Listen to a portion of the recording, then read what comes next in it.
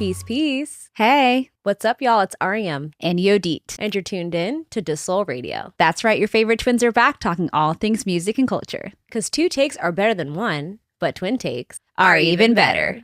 And we're back with another episode Mhm. here on Revolt Podcast Network. Yes, we are. And what a time to be back because we're coming off the Thanksgiving holiday. Yes. You know, it's good to be back after traveling and being away for the holiday. So we're hoping that all of you guys have had a great Thanksgiving and it was full of good energy, good food. Yes. I know it's a difficult time in the world right now, but we're really hoping that you're finding those pockets of joy where you can with your loved ones. And while we were on our holiday break, we had a lot of time to sit down and watch Netflix with the family. Mhm. And two documentaries came to mind.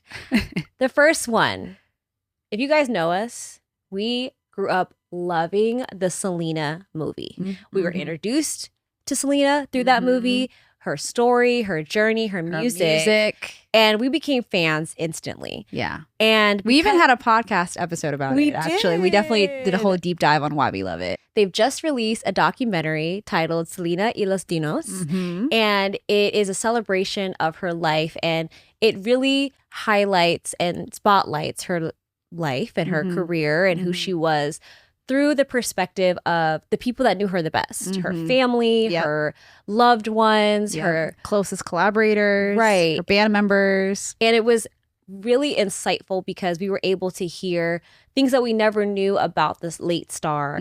We all know that, unfortunately, her story ended in tragedy. But what we loved so much about this documentary is that it didn't let that tragedy define who she was or her own legacy, right? They really did a beautiful job of honoring all facets of who she was and gave us insight into the elements of her journey and the family's journey of getting into the industry, pouring into her God-given talent, and really showing fans a world and a part of her that we probably would have never seen.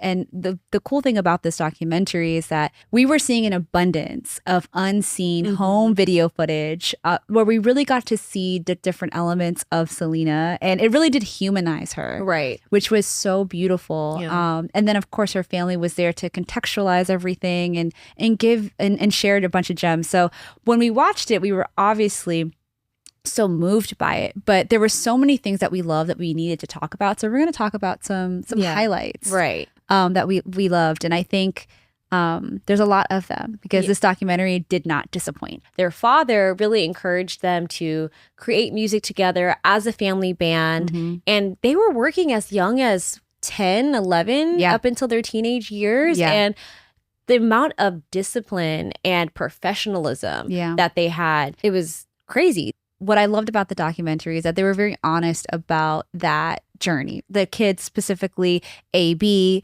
who is Selena's brother, and Suzette, who's her sister, like they talked about not really initially gravitating to music, and that it was something that their father kind of introduced to them as he had his own relationship with music, and he was an artist himself. He was a part of a band, a singing group when he was growing up called Los Dinos, which is what Selena's band was named after and was a tribute to. They talked about that tension growing up, and and then once they came to terms with exploring music, trying to navigate what kind of music that they wanted to create. And so that discipline that you were talking about, Ariam, I feel like it really came from Abraham Jr.'s experience.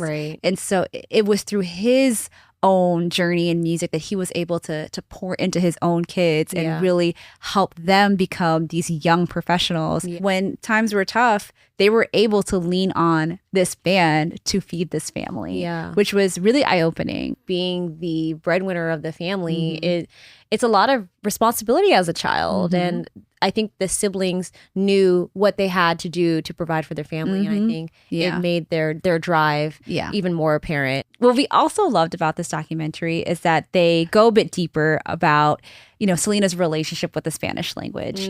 What we've always known about Selena and her siblings is that they're second generation Mexican Americans, and so what we saw in the Selena biopic is that they talk about it, but they don't really go too in depth around their relationship with Spanish. And so they obviously were artists that created amazing Tejano music, and they had cumbia influences as well. And so the music that they were singing was fully in Spanish, but because they never actually grew up speaking Spanish in their home, it was a bit of a challenge for them in terms of how they were going to connect to Spanish-speaking audiences. And so what was so interesting was they talked about how Selena was so determined to learn Spanish, to not only perform the songs with such emotion and conviction, but to be able to truly and confidently communicate with fans when it came to interviews, when it came to press conferences. She was confidently expressing herself. She was really doing it. And there was so much footage of her, you know, improving throughout the course of her career with her Spanish, getting more and more confident. But then also in the documentary, they show these handwritten notes where she's teaching herself Spanish, spelling things out phonetically, really deeply, taking that responsibility seriously at a young age. Such a young age, yeah. And just to know the effort that it took for her to get to that point.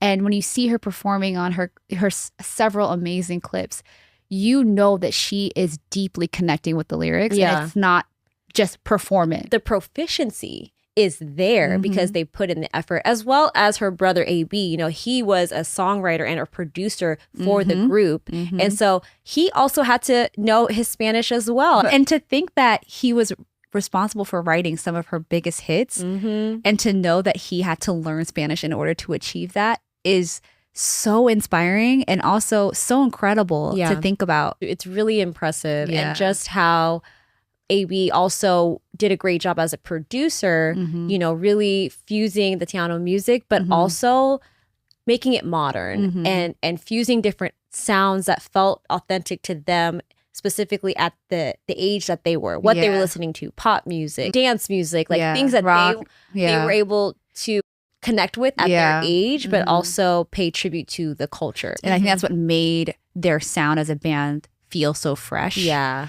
And it makes it feel timeless. And just watching them really lean on each other and like hearing the stories about how they were really this well-oiled machine, you know, and everyone kind of played their part. They put a lot of care into the work. That was one of the biggest takeaways, that like these kids were really working to make sure that they did the best that they could. Yeah. And even with all these things stacked against them, Selena in particular being the face of the brand and the band, and the way she just carried that responsibility with so much grace at such a young age is crazy. That is not something that is taught, you know, that is something that's just in you. And it was really amazing to see it, like watching it as an adult, because I don't know if I could have carried myself in that way. A person could have easily been defeated when your own, you know, community isn't sure or critical of you and questions your authenticity.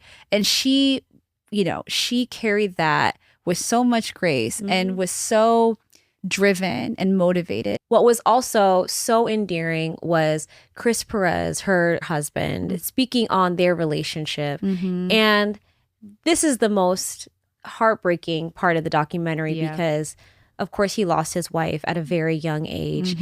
And we didn't really know the details about their relationship. And it's not our business as fans. We don't need to know the intimacies of their relationship. But he was so open and vulnerable about their love story. And it was so, hearing his perspective, it was heartbreaking, but it was also a way to honor who she was as his partner. I think that particular part of the documentary was told with such care and reverence. They talked about the slow burn. They talked about, you know, the secret love affair.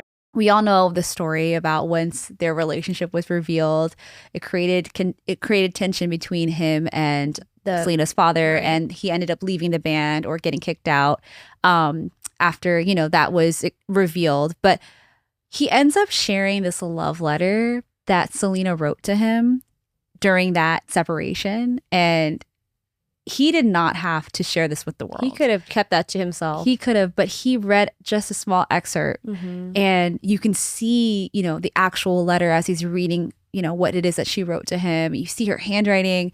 You see that it was so pure. Like the amount of love that existed between the two of them was so genuine and so real. Yeah. And it was just a small snippet of the depth of their love that they had for one another. Mm-hmm. And obviously they got back together afterwards and they got married, but it was just such a heartwarming moment where it really, again, it was another opportunity to really humanize Selena and show the different facets of her vulnerability that we would have never known. Yeah. What we also loved about this documentary was that when you looked at it holistically, all the things that she was able to accomplish, she was in a successful band. Mm-hmm. She had started her solo career. Mm-hmm. She had gotten married. She had started her business because she was into fashion. And she had her own store and her own brick and mortar.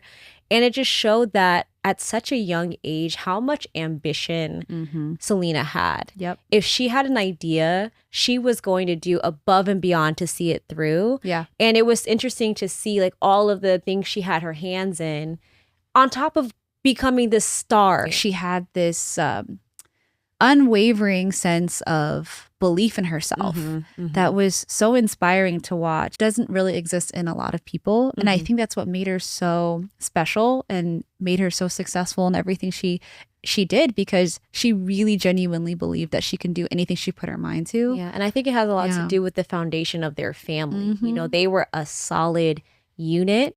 Altogether, it was such a well-made documentary. Like we said earlier, we knew her story, but we got to see and explore a whole new world and, you know, a whole new perspective on who she was. And it made me realize that she really did leave this beautiful legacy behind. She's not defined by the tragedy. Yeah. She has been a gift to the world. Her music transcends generations. It transcends communities. It you know, represents their culture with pride and dignity and integrity. Yeah. You know, it's a beautiful way to continue celebrating her life. The love is palpable in the documentary. Truly. And they really did live up to the title of the documentary, A Family Legacy. I encourage people to watch it. If you haven't seen it yet, please do. 10 out of 10, definitely recommend. Yes. So now it's time to switch gears and discuss the second documentary that we watched, which was Being Eddie. Yes. 10 out of 10, by the way. 10 out of 10. This was a must. This was a must watch, an opportunity to really take a look back at the illustrious career of the comedic giant that is Eddie Murphy. Yes. What a career. And what a man. The star is so private now. We really don't see Eddie outside. We don't see him outside. He's very selective about his interviews and his projects. Yep. Rightfully so. Right. I mean, he's had a robust career.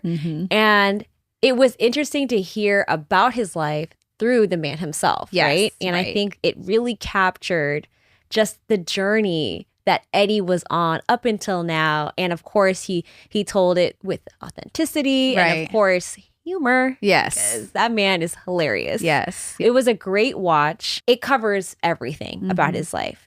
From his early life to growing up with his late brother, Charlie Murphy, to having success as a 19-year-old on SNL. Yeah.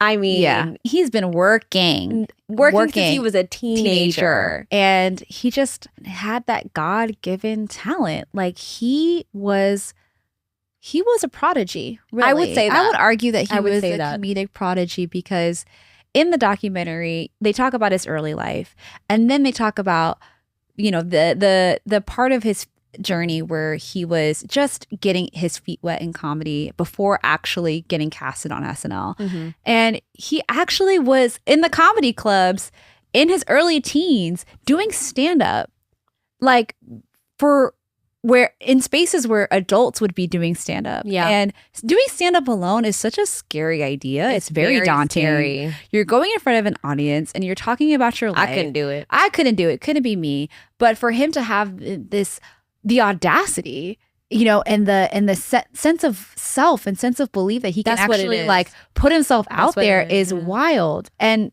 in addition to, you know, doing stand-up at different clubs, he was also going to college campuses and doing stand-ups. And he was taking gigs where he could, getting his reps in. And what was so interesting about that particular phase is obviously it gave him the opportunity to really refine and get better at stand-up. But he even talked about how, because he was so young, he had so much that he still needed to experience to help refine his comedic voice and his POV. Yes. Because, of course, when you think about stand-up and comedy, you have to pull from personal experiences. You have to live life. Yeah. You have to then have commentary on it. Exactly. And he was so young. He didn't live much life yet. Yeah, exactly. And that was something that it never occurred to us. It never occurred to me. As a challenge for him. Yeah. Like, where's the material going to come from? Yeah. And what's so interesting is he talks about his, comedy idol. He talks about Richard Pryor, Red Fox, and all these other Black comedic talent that he looked up to. And he even openly talked about how he would even try to mimic them and feel like he needed to pull from what he was hearing and seeing. But he actually arrived at a crossroads where he realized, okay, I need my own voice. Right. I need to decide. And something that I can relate to and connect to. Yeah. You can be inspired by others, but at the end of the day, what are you going to bring to the table? Yeah. So he talks about that early journey, that early entry into, comedy and stand-up. And then, of course, at 19, lands the role of a lifetime on SNL. Yeah. He probably has the most iconic character sketches. Mr. Robinson, Gumby, Velvet Jones. Yes. James Brown, Celebrity Hot Tub. Like all of these iconic sketches that he was owning. Yes. Stevie Wonder. I always think about his Stevie Wonder impersonation. Yeah. And the fact that Stevie approved makes it all right. Right. Okay? He even did a sketch with him. Yeah, exactly. I mean, that's iconic right there. He was clearly a breakout star. And when you think about it now, to think that he was a breakout star and having all of these iconic sketches at 19 is kind of crazy. It's crazy. He was working with like seasoned talent and they had years and years of experience. Right. And he was just casually just doing his thing. I mean, it has to do with, like you said, that sense of self and just that confidence in yourself to just try. Yeah. That level of fearlessness. Yes. I don't think anyone scared him. No, nothing. No one. He was like, I'm going to do this because I love it and I believe in myself. Yeah. And it clearly paid off. Clearly. Because he was a star. He was going toe to toe with adults, like people that have had years of experience. Like that is something that is so fascinating. And then, of course, shortly after SNL, he was able to cement himself as a movie star in films like 48 Hours, Beverly Hills Cop, Trading Places. This guy was working. These are hits. Back-to-back successful films. Yeah. I mean, when we think about 48 Hours, what I didn't know is that movie is often credited for pioneering the concept of a buddy cop film, which I never knew because we see a plethora of them now. It's like a standard genre now. Yeah, and who'd have thought that a film that he was in was responsible for kind of creating the subgenre of films. I had no clue, which I thought was really, really interesting. And again, he's so young. So young. I don't even think he was like 21 yet. Yeah. And at the time, there was really only a handful of Black leading male actors, I should say, that were embraced in through the narrow doors of white Hollywood. And for him to be so young and to bust through the gates and really make an impact was crazy. Making blockbuster hits. Yeah. Blockbuster hits. Who was doing that? Well, honestly, regardless of the race, just to have these back-to-back blockbuster hits from the trajectory of starting on stand-up, then SNL, then these hit movies. Yeah, I don't think anyone has a paralleled career. Yeah, his rise was meteoric. And then on top of that, simultaneously, he's coming out with his iconic stand-up specials, Delirious and Raw. Yeah, just to tack that on. I mean, while we're killing it in the film industry, let's just have like two iconic stand-up specials. And the thing about those specials is like they were so edgy. They were. They were really pushing the envelope. Yeah. And it was super successful. Till this day, stand-up comics will refer to his stand-ups as the inspiration for them wanting to get into stand-up comedy. Yeah. Till His influence day. is crazy. It's crazy, and it's cross-generational.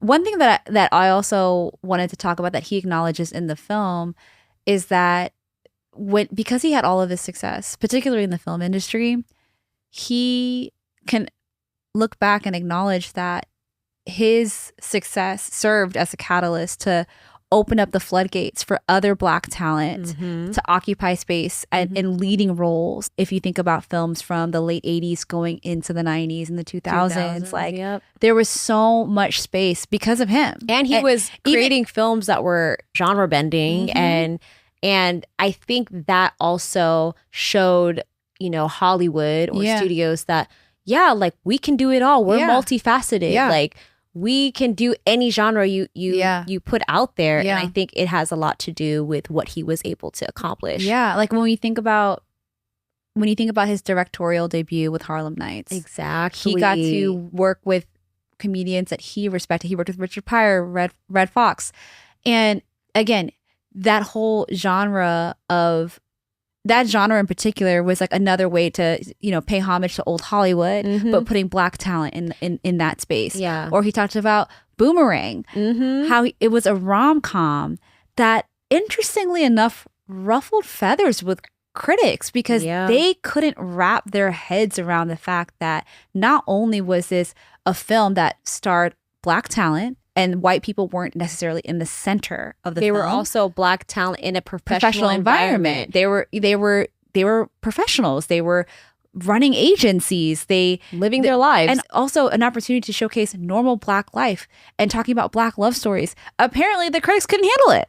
And they talked about how too radical. But again, we didn't even realize as millennials that got to benefit from watching it, how revolutionary that was for the time. And again, he not only had these opportunities, but could see that how important it was to have these kinds of films. As well as working with some of his idols, he was able to also help the generation behind him. He always gave opportunities to, you know, Martin Lawrence, Chris Rock, Dave Chappelle in The Nutty Professor. That was actually the first time I saw Dave Chappelle. That was my earliest, you know, memory of him. And I thought that, you know, character was so iconic as well. Reggie. And, you know, on top of that, he was also, I think, one of the only actors that were playing multiple characters in each of his films.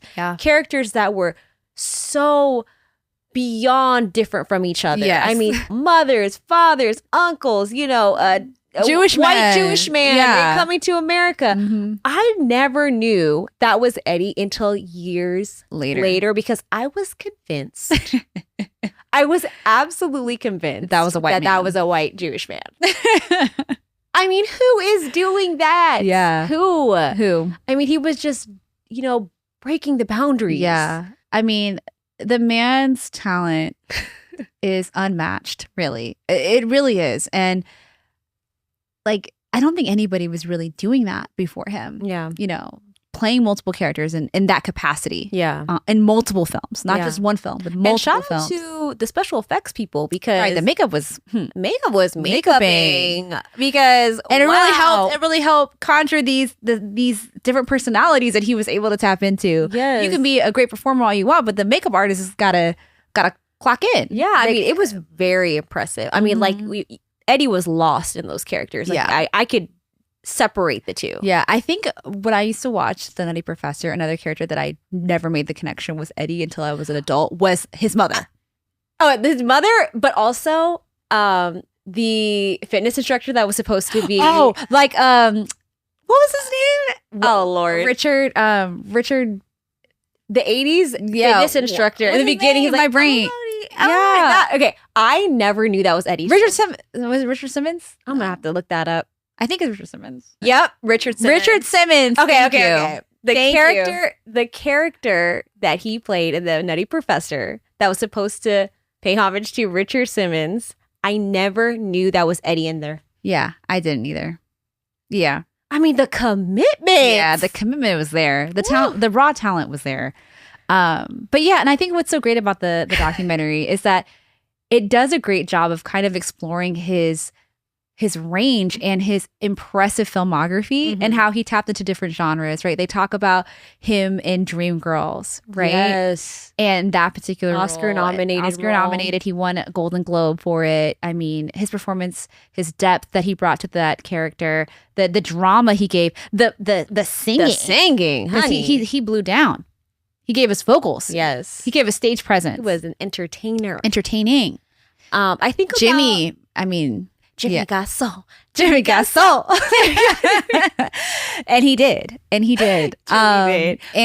you know, we talked about playing Donkey in Shrek. Yes. You know, all of these like character, it's crazy because, you know, I think about certain times and eras in our lives based off of the Eddie Murphy movies that were around at the time. Yeah. So of course we loved Shrek when we were kids. Yeah. Loved Shrek. Obviously because Eddie Murphy voiced Donkey. Yeah. And it's like these chapters in our life because he's been doing this for so long. And he's had so many iconic eras, roles and characters and movies for so long, from the 80s, 90s, 2000s, 2010s. Yeah. Like, and the fact that he was able to lean into each era successfully is what I thought was really fascinating, because he had his like raw, edgy era. Then he had his family friendly era. Yeah, with like the Dr. Dolittle movies. Yes. The Haunted Mansion. Daddy Daycare. It's amazing. It's amazing that he was able to explore each avenue successfully. And now he's shown the world he can do literally anything. And what was also really great was that he was able to also poke fun at himself with some of the flops, the movies that didn't necessarily hit, or his short-lived music career with Party All the Time. You know, he has a sense of humor. Yeah. He can laugh about it. But at the same time, Party All the Time is iconic. It's a bop. I mean, it's still a collaboration with Rick James. I mean, it's like people love to say, oh yeah, it's so 80s coded, it's such a one-hit wonder. But it's actually a good song. In the 80s, he was at the top of his game, right? And what I thought was so interesting about that particular phase and what he talks about is that level of discipline he had at a young age. Like, he talked about obviously having exposure and access to people that were doing drugs in the 80s. Obviously, cocaine was running rampant across, you know, whether it was at SNL, whether it was people he was partying with at the clubs, but he had no real interest in that because he was so laser focused in his craft. And it really helped him stay on the right path, because till this day, honestly, he's a family man. He has a great relationship with his wife and all of his children. Yeah. He just lives a very calm life, you know, and I feel like it has a lot to do with the fact that Eddie was really like this the entire time. He was a great performer and he showcased his characters and the energy. But at the end of the day, he was a chill, reserved, grounded guy. Yeah. His life was crazy. Yeah. Ever since he was 19, really. Yeah. But he still craved a sense of stability, both, you know, mentally and spiritually. And I think that played a role in him being able to elevate in his craft, because it does require discipline. It does require laser focus. It does require professionalism if you want to be successful in this cutthroat industry. And I think that's exactly why he has had such longevity in his career. It was a star-studded documentary, you know. Dave Chappelle spoke, Tracy Ellis Ross, Kevin Hart, Jerry Seinfeld, Pete Davidson, Tracy Morgan. A lot of people that were there to either recall their own relationship with him or what he did to inspire their career. It was really beautiful, again, to show their admiration for this comedy great. Eddie is a once-in-a-lifetime talent. Yes. He's a living comedic legend. And I'm so glad that we were able to hear his story from his own words. Yes. It's another 10 out of 10 documentary. Yes. And if you guys want to watch both documentaries that we discussed today, go on Netflix and comment below. Tell us what you think. Tell us your thoughts. Yes. Let's unpack together. And that wraps up today's episode. If you like what you heard, you can keep up with us on our socials at DEUXSOL. That's at deuxsol. You can watch us on YouTube and Spotify, and you can listen to us on Revolt Podcast Network, Spotify, Apple Podcasts, Amazon Music. If you can hear it, we'll be on it. And till next time, guys. Peace.